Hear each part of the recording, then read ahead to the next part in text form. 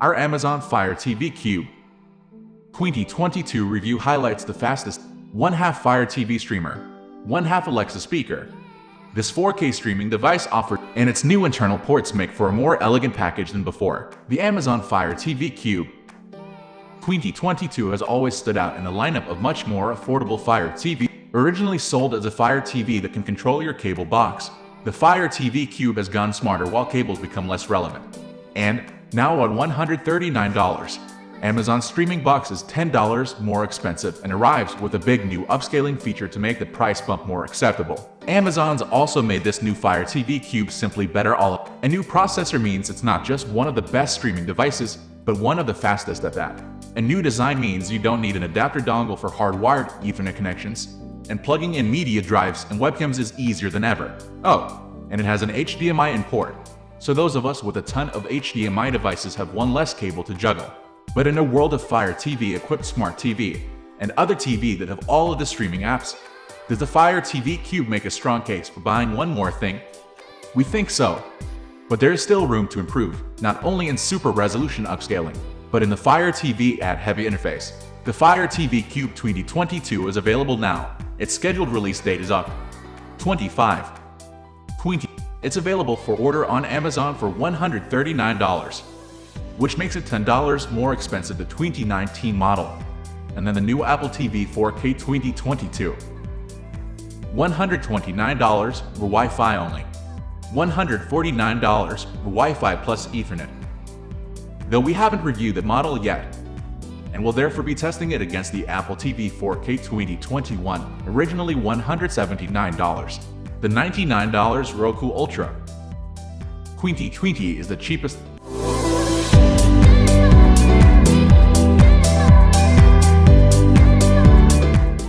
Hdmi Import. The Fire TV Cube's upper side shows off the primary reason some will buy it. This Fire TV device is a full-on Alexa speaker, as evidenced by its blue light bar and 4 Alexa buttons: trigger, mute, volume up, and volume down.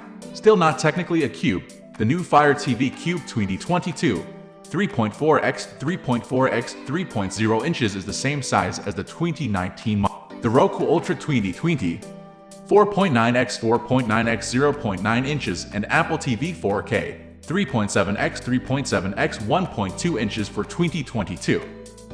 3.9x 3.9x 1.4 inches for 2021 are wide. The sides of the Fire TV Cube 3rd Gen, however, are wrapped in mesh fabric instead of glossy plastic. This doesn't just allow it to actually look more like an Alexa speaker, but it enables front and side-facing Alexa speakers. The best changes are in the back. Amazon's added an internal Ethernet port so you won't need to use an external Ethernet adapter with its micro USB port. That tiny adapter's departure is a good riddance moment if ever there were. A full USB port replaces that tiny USB port, and you can use that for either external media storage or a webcam.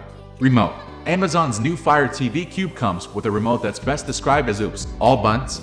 For this remote, Amazon's added a multitasker button that lets you see recent apps, as well as a system settings button.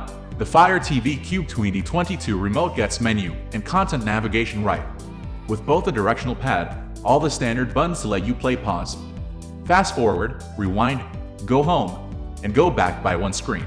Then, you got volume and channel controls, along with the live TV menu button. Those channel controls might not make sense to cord cutters, but they work with connected cable boxes. Performance, thanks to a new Octa-Core Processor. The Fire TV Cube is one of the fastest streaming devices there is.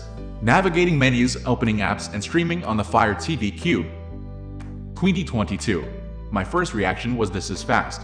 But while the Fire TV Cube 2022 has speedy performance, its speed isn't outperforming its $139 price tag, especially when we already thought the $129 Fire TV Cube 2019 second. Audio and video. The Fire TV Cube 2022 produces crisp and beautiful video, or at least it will enable your TV to reach its potential. The Cube supports all of the top audio and Dolby Digital Plus, Dolby Atmos, and video, Dolby Vision, HDR10, HDR10 Plus, HLG. Testing the Fire TV Cube on my 4K LG TV.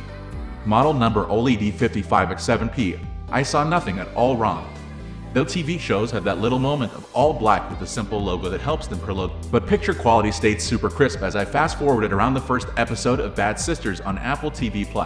From the fuzz of Becca, Eve Houston's pink sweater to the texture of the gravel that a reckless biker took a spill on, and when I fast forwarded to the insurance office scene, I could clearly see a lotto ticket barcode behind Tom Claflin, Brian Gleason, and that's all without the Ethernet cable plugged in. The only slowness the 4K I saw came when loading up the start of a House of the Dragon episode. And the granite in the opening credits looked quite soft for a second or two.